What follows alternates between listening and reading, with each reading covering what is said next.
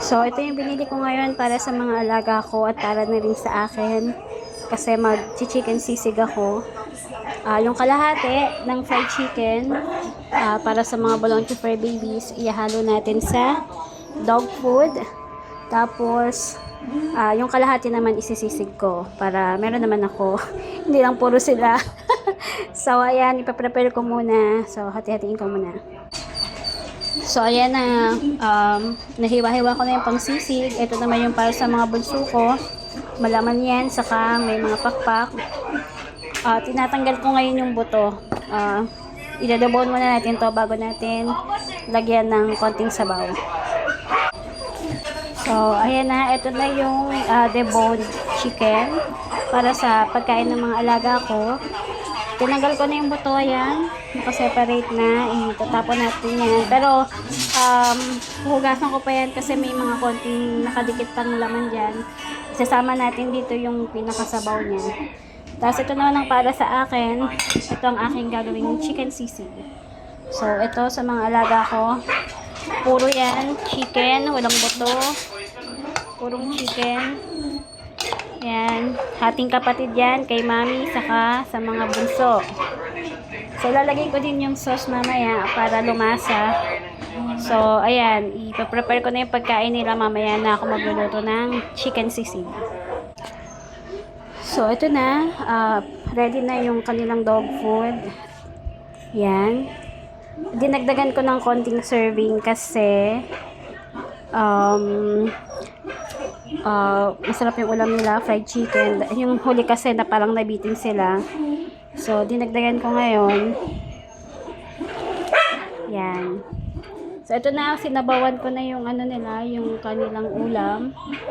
Tapos, ilalagay na lang natin. Tapos, mamaya kakain na sila.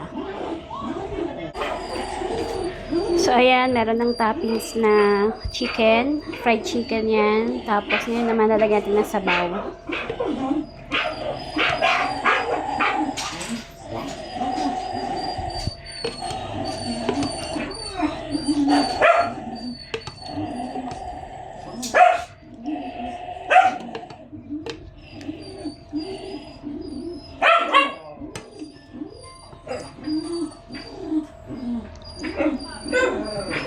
Kaya may sabaw para kumalat sa dog food nila yung flavor ng chicken para maubos talaga nila.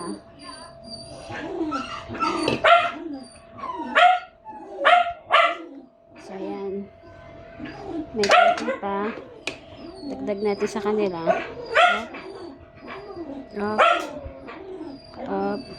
Up.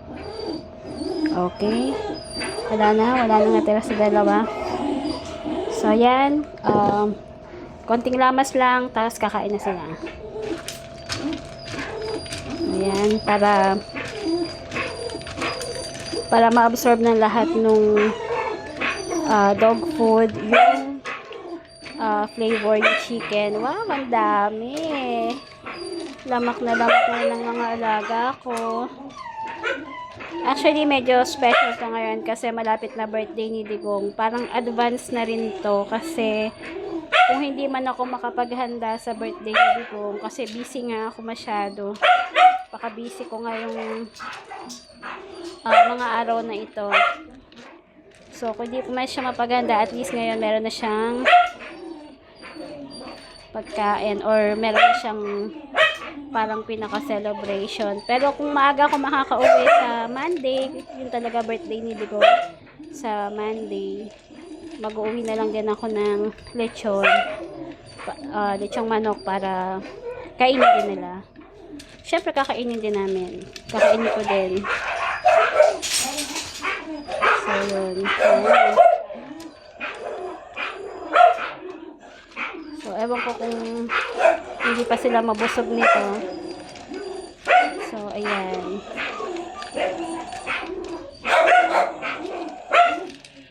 Wow! Hindi na kayo mapupunta to. Dami-daming laman. So, ayan. Kung naririnig nyo, maingay sila kasi sobrang excited na sila eh. Kinage ko sila kasi naglinis ako. Pero after ko magpakain, maglilinis ulit. Wow, may buo pa. Yan. So, yan. Ready na. Pwede ko na silang pakainin.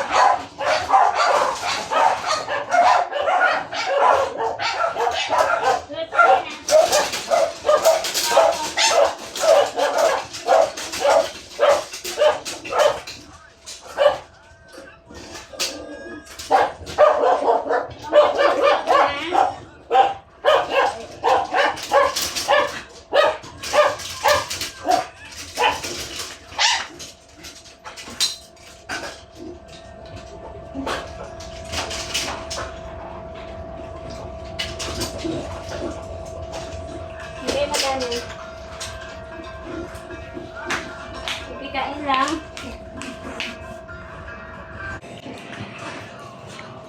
So, ayun, nag-away pa yung dalawa. Kaya pinalabas ko muna si Bududut. Pero kung lahat sila kumakain na, halos maubos na.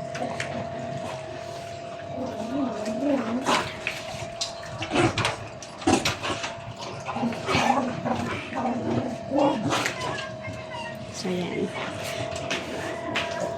Okay, peace out muna tayo. Magpakabusog kayo mga baby ko. Mahal kayo ng mami. Peace out.